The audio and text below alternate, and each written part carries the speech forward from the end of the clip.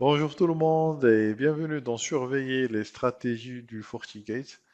Bon, ça sera la dernière vidéo au niveau des stratégies du FortiGate pour qu'on passe sur d'autres volets.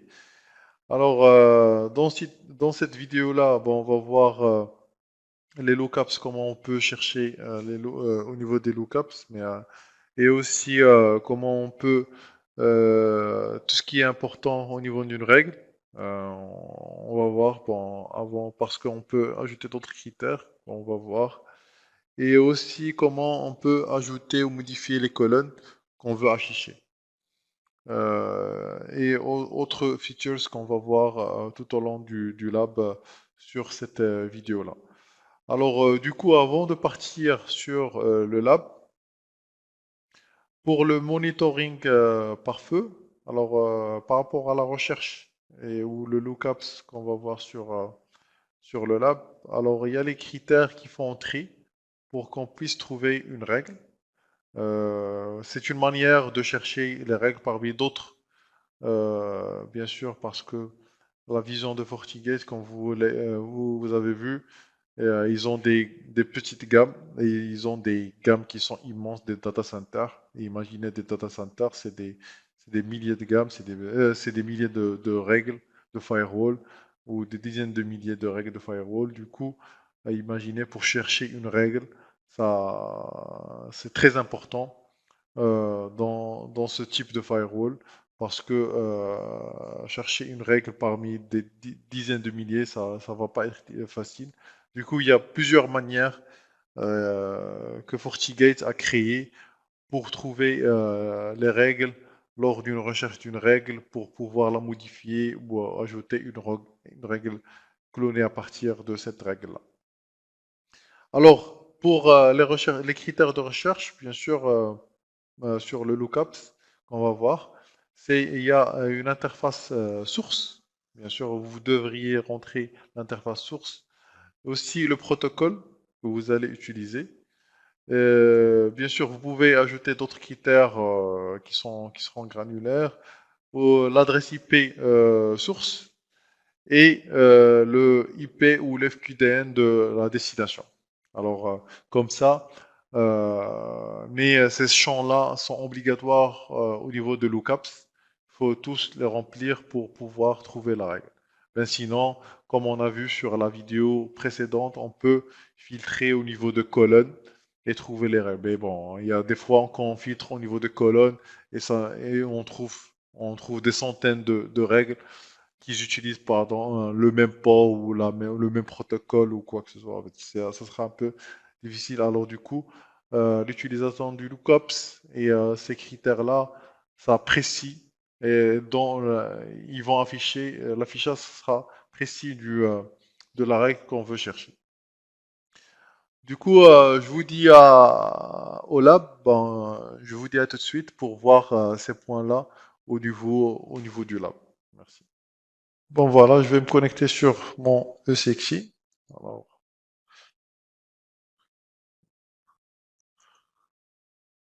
et après, je vais partir sur mon AD, mon DC, et accéder aux règles.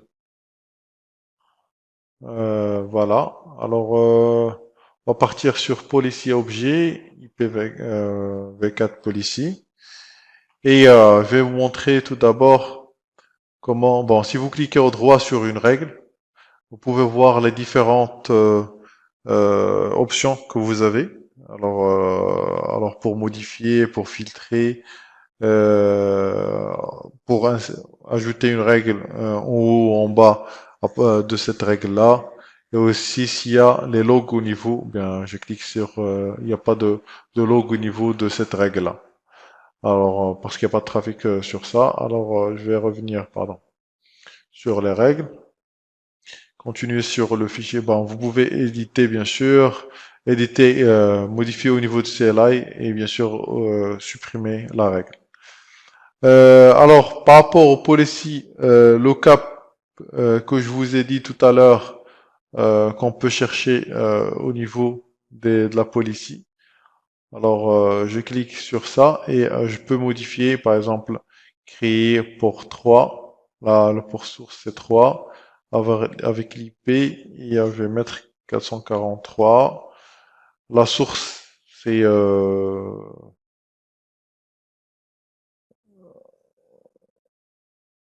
alors, la source, c'est 112 17.17.20. Less than or equal, protocol number. Alors, protocol number, c'est 80. Et destination, 000. Et il n'a pas trouvé de règle à partir de ça.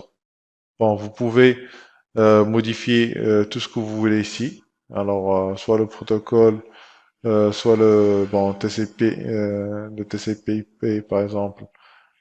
Alors, et je peux mettre la source adresse, ça sera, je vais dire n'importe quoi. Alors, 112, 20, 20, et, non, pardon, 112, 17, 17.20.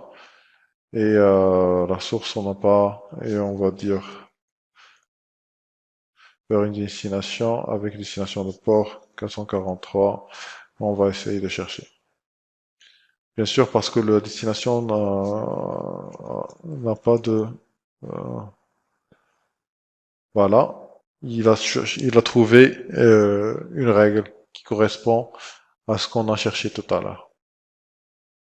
Bon, ça c'est très utile parce que euh, vous donnez la source, la destination, le port que vous voulez utiliser, il trouve la règle avec aussi le port source que vous voulez chercher. Bon, et comme je vous ai dit tout à l'heure, s'il y a beaucoup de règles, c'est très difficile de chercher tout ça.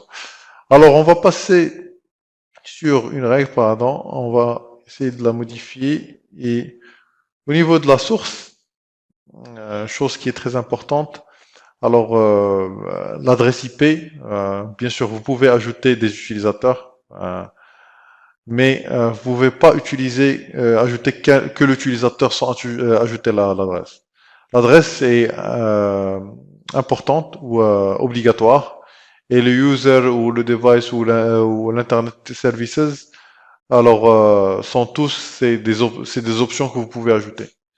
Mais l'adresse, elle est importante pour créer une règle. Voilà. Ça, c'est juste pour raffiner la règle. Alors, pour dire, bon, c'est à partir de cette adresse IP, avec l'utilisateur tel, avec son device en Windows ou quoi que ce soit, avec l'Internet Services qui utilise vers destination, la même chose. Autre chose, quand on fait create, il y a la possibilité d'ajouter IP, bon, soit en source, soit en destination. L'IP address thread feed. Alors ça, ils utilisent des adresses IP ou des serveurs qui sont externes, pardon. Vous pouvez, si vous avez des comptes pour ça, vous pouvez ajouter des adresses, des bases de données qui sont externes et qui contiennent soit des adresses IP malveillantes ou comme la threat intelligence. Vous pouvez l'ajouter ça sur la règle. Alors du coup, vous pouvez dire bon, si et cette plateforme elle est dynamique, du coup, s'il y a des adresses IP qui sont malveillantes, qu'ils veulent rentrer sur mon réseau, je vais le bloquer. Et cette base de données, elle est souvent mise à jour elle est souvent mise à jour pour des adresses IP. Du coup, ça sera très utile si bien sûr vous pouvez avoir un URL bien sûr et un compte là-dessus. Vous pouvez ajouter des comptes ou bien sûr des bases de données qui sont externes pour la threat intelligence sur ça. Voilà, alors ça c'est les deux points que je voulais voir avec vous sur la création des, euh, des règles. Aussi, ici je vais partir sur tout ce qui est ajout d'une colonne parce que ça c'est pas tous les colonnes, pardon, c'est pas tous les colonnes qu'on a. Alors on peut partir cliquer droit et aussi modifier les colonnes qu'on veut ajouter. Bien sûr, moi, je veux ajouter tout ce qui est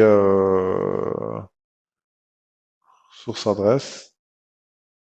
Euh, non, je vais ajouter les users. Voilà. Voilà. Alors, la colonne du user, ça devrait être là. Et je vais l'ajouter, la mettre là. Voilà. Vous pouvez voir que c'est modifiable. Vous pouvez ajouter les colonnes que vous voulez. Et bien sûr, soit les supprimer, soit les ajouter. Comme ça sera vous aurez une belle visibilité des règles de firewall. Euh, Deux derniers conseils avant de terminer cette vidéo, c'est quand vous créez une règle, il vaut mieux de ne pas généraliser cette règle sur l'ensemble du réseau pour voir l'impact de cette règle. Par exemple, soit vous utilisez une machine comme j'ai créé là, sans utiliser tout le réseau, soit vous utilisez une panoplie de machines, vous ajoutez plusieurs machines, comme ça, euh, vous allez, euh, vous allez bien sûr tester cette règle-là avant que ça soit propagé sur tout le réseau.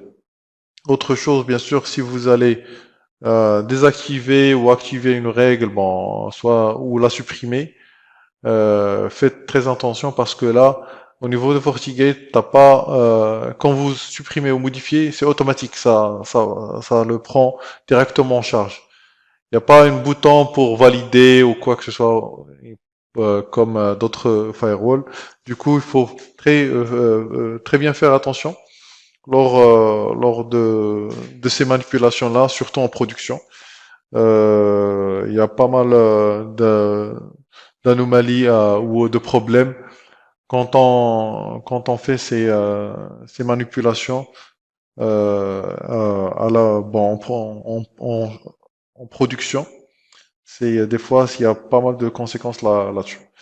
Voilà. Alors je pense qu'on a fait le tour sur les points qu'on voulait voir sur la création des firewalls et le management des firewalls. Par rapport à aux vidéos la vidéo prochaine, on va voir tout ce qui est NAT et voilà, et différents types de NAT. Et je vous dis à la vidéo prochaine. Merci d'avoir suivi ces vidéos jusque-là. Merci.